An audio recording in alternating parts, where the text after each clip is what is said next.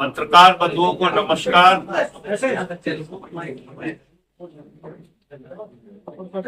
स्वर्गीय रामधारी सिंह दिनकर जी ने कहा था, सिंहासन खाली करो कि जनता आती है। अभिषेक जी, बिहार का चुनाव बेगूसराय की उसी पवित्र भूमि से आम आदमी पार्टी शुरू कर रही है और आज डॉक्टर मीरा सिंह जी जो हमारी प्रत्याशी हैं बेगूसराय से, उनके लिए एक बहुत ही शानदार अच्छा रोड शो बेगूसराय में हुआ। किसी पहचान की मोहताज नहीं है। इन्होंने अपनी सेवा के माध्यम से न सिर्फ बेगूसराय में बल्कि बिहार के अंदर अपनी एक अच्छी पहचान बनाई है। बाढ़ पीड़ित क्षेत्रों में रह के महिलाओं को मुसीबत के वक्त में नाव में एम्बुलेंस बना के डिलीवरी कराने का श्रेय डॉक्टर मीरा सिंह जी को जाता है। खगड़िया के एमएस रहते हुए इनकी सेवाओं को लोग वहां याद करते हैं। जब देश में आपदाएं आई, चाहे भुज का भूकंप हो, कोरोना हो, कोई भी मुसीबत देश के ऊपर पड़ी, बिहार के ऊपर पड़ी, बढ़ चढ़कर इन्होंने उसमें हिस्सा लिया। तो आम आदमी पार्टी ने इनको अपना उम्मीदवार बनाया है। मैं यहां की जनता से हाथ जोड़कर विनती करता हूं, आप लोग कहते हैं राजनीति में अच्छे लोग आने चाहिए, ऐसे एक सुयोग्य प्रत्याशी को हमने बेगूसराय से उतारा है। और बेगूसराय वैसे भी क्रांतिकारियों की धरती रही है। यहाँ पे बहुत समय तक लोगों ने एक कम्युनिस्ट विचारधारा का साथ दिया है, उनको वोट किया है। तो परिवर्तन के लिए धरती जानी जाती है। तो यहाँ पर परिवर्तन करें और डॉक्टर मीरा सिंह जी को जिताएं। मैं यहाँ के लोगों से अपील करता हूँ। हमारे प्रभारी बिहार के अजय यादव जी, हमारे प्रदेश अध्यक्ष राकेश यादव जी और मनोज जी, हमारे युवा टीम के प्रदेश अध्यक्ष जी, सब लोग मौजूद हैं। ये चुनाव कई मायनों में महत्वपूर्ण है।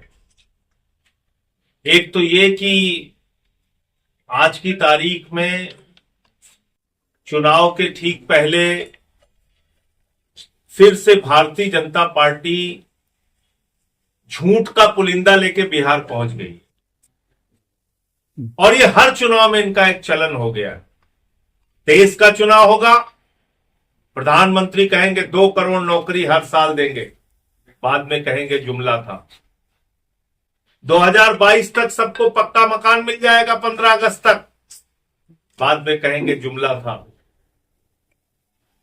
अरे 15-15 लाख आपके खाते में आएगा, लाखों करोड़ रुपए काले धन आएंगे, बाद में पता चलेगा काला धन 3 गुना 4 गुना बढ़ गया। हम जहां झुग्गी है वहीं मकान देंगे। बिहार के लोगों चिंता मत करना, 6 महीने से सिर्फ बिहार के लोगों को उजाड़ा जा रहा है। दिल्ली में जाकर देख लीजिए, उनके दुकानों को, उनके मकानों को, उनकी झुग्गियों को 50-50 साल से जो बिहार यूपी का व्यक्ति पूर्वांचल का जाके मेहनत करके परिश्रम करके अपना छोटा सा घर बनाया हुआ था, दुकान बनाया हुआ था, उसको बीजेपी वाले तहस नहस कर रहे हैं, बुलडोजर के नीचे कुचल रहे हैं और यहां आके बड़ी बड़ी बातें कर रहे हैं। दिल्ली से आई थी मुख्यमंत्री हमारी रेखा गुप्ता जी, कह रही थी बिहार गरीबी में है, लोग यहां से पलायन कर रहे हैं। अरे भैया, यहां पे ट्रंप की सरकार चल रही है क्या? 11 साल से केंद्र में तुम लोग बैठे हो और 20 साल से राज्य में तुम लोग बैठे हो। फिर गरीबी और पलायन की समस्या का समाधान कौन करेगा? भारतीय जनता पार्टी, नरेंद्र मोदी और जेडीयू। आपने समस्या का समाधान नहीं किया, अपने ही पापों को खुद से आके गिना रहे हैं लोग। भारत के प्रधानमंत्री की भाषा सुन के मुझे शर्म आती है। बिहार के युवाओं के बारे में किस तरह की मानसिकता है प्रधानमंत्री की। मोदी जी का जो भतीजा है, जैसा वो पाकिस्तान से क्रिकेट मैच करवाएगा, हजारों करोड़ रुपए का व्यापार करेगा, और जो बिहार का नौजवान है उसको प्रधानमंत्री कह रहे हैं रील से तुमको रोजगार दे दिया। तुम तो खाली 24 घंटे रील बनाते रहो, तुमको रोजगार मिल गया। यूपी में चुनाव प्रचार करने गए थे, यूपी के नौजवानों से कहा चिंता मत करना नौजवानों, यूपी वालों तुम्हारे लिए बहुत अच्छी योजना हमारे पास है। नौजवानों ने पूछा क्या? बोले गोबर से तुमको रोजगार देंगे। यह है यूपी बिहार के नौजवानों के प्रति देश के प्रधानमंत्री की भावना।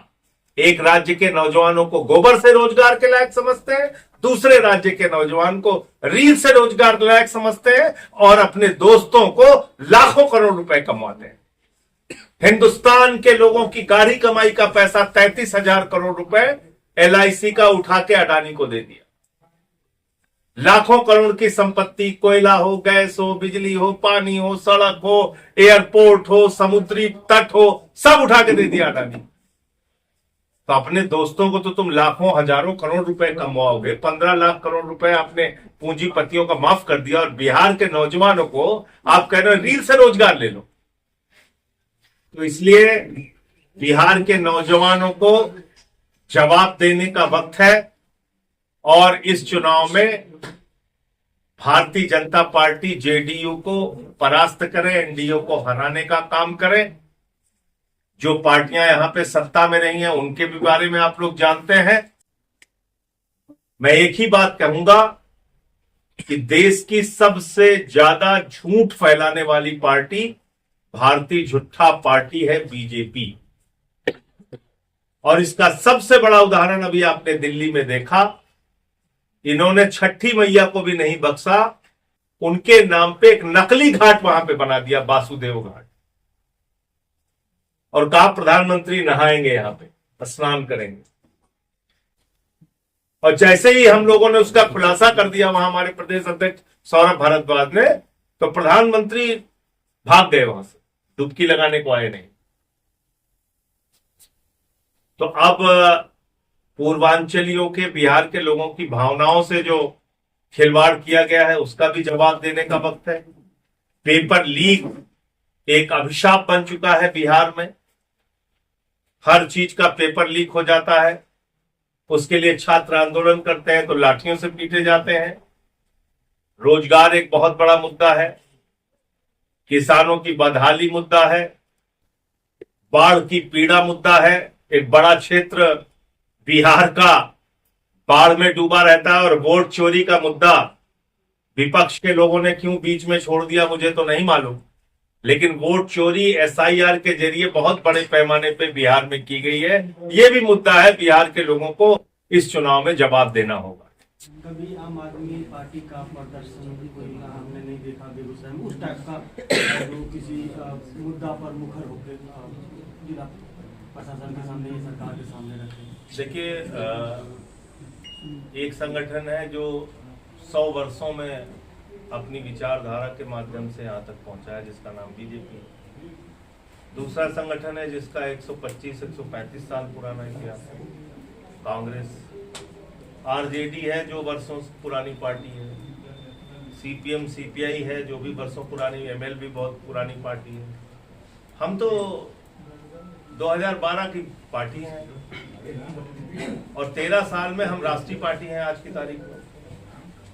2 राज्यों में हमने सरकार बनाई है, दिल्ली में 3 बार, पंजाब में 1 बार, और अभी लीडर ऑफ अपोजिशन हमारा दिल्ली में है। गुजरात में, गोवा में हमारे विधायक हैं, जम्मू कश्मीर में हमारे विधायक हैं।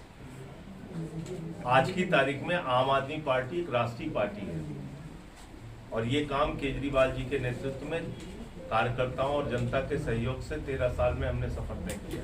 हम कोई दावा नहीं कर रहे हैं कि हम एक साथ पूरे देश में अपना विस्तार कर लेंगे, लेकिन हम प्रयास कर रहे हैं। और बिहार में, जैसा मैंने आपसे कहा कि हमारी ये शुरुआत है चुनावी राजनीति की, तो चुनावी रण में इस बार हम लोग भी अपने मुद्दे लेके आए हैं, और हम जनता का आशीर्वाद चाहते हैं। कोई बात नहीं। और महागठबंधन को आपके विधायक की जरूरत पड़ती है, तो क्या आप महागठबंधन को सपोर्ट करेंगे? देखिए, काल्पनिक बातों से तो कोई फायदा है नहीं, उसके लिए थोड़ा इंतजार करना पड़ेगा।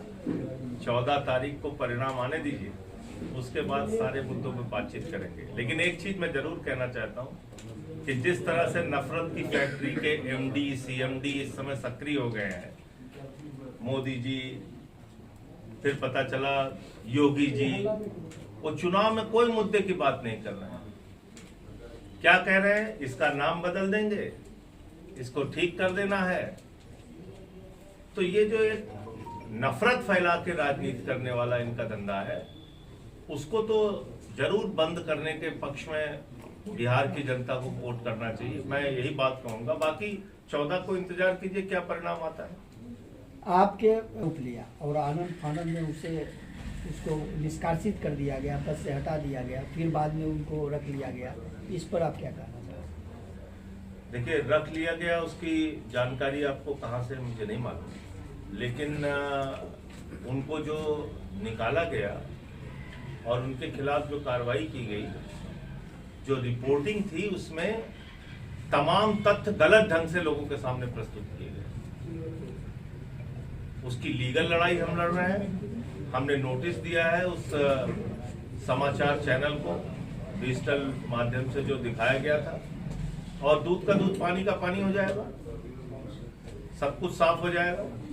खबरों को तोड़ मरोड़ के सारा एडिट करके, ऐसा प्रयास तो दिल्ली में भी हुआ था। जब हमने सारी रॉ फुटेज वीडियो मांगी तो आपने देखा कि सब साफ हो गया, दूध का दूध पानी का पानी हो गया। एक स्टिंग हमारा 13 के पहले भी हुआ था ऐसे।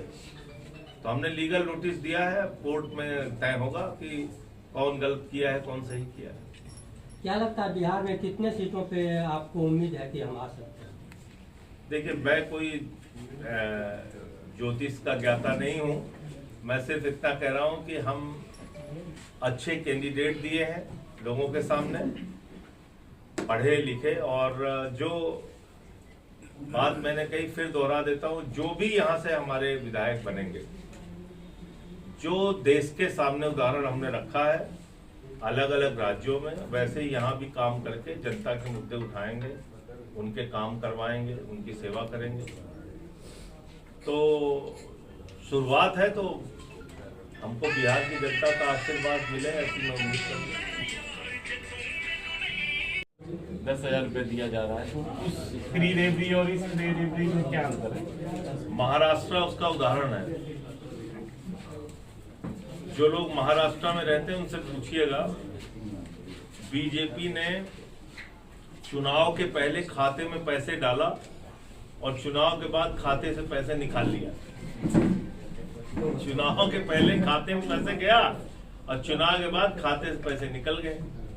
तो बिहार के लोगों के साथ भी वही धोखा करेंगे लोग, इसलिए इनसे सावधान रहने की जरूरत है। जो लोग नकली घाट बना सकते हैं यमुना नदी के किनारे, जो इतने बड़े झूठे हैं कि दिल्ली का प्रदूषण कम दिखाना है, इसलिए जहां पे AQI मशीन है वहीं पे पानी के छिड़काव कर रहे हैं उसी के ऊपर। इतने बड़े फ्रॉड हैं। क्लाउड सीडिंग के नाम पे कानपुर IIT के लोगों को इन्वॉल्व करके 3 करोड़ रुपए खर्च कर दिया और कोई बारिश नहीं हुई।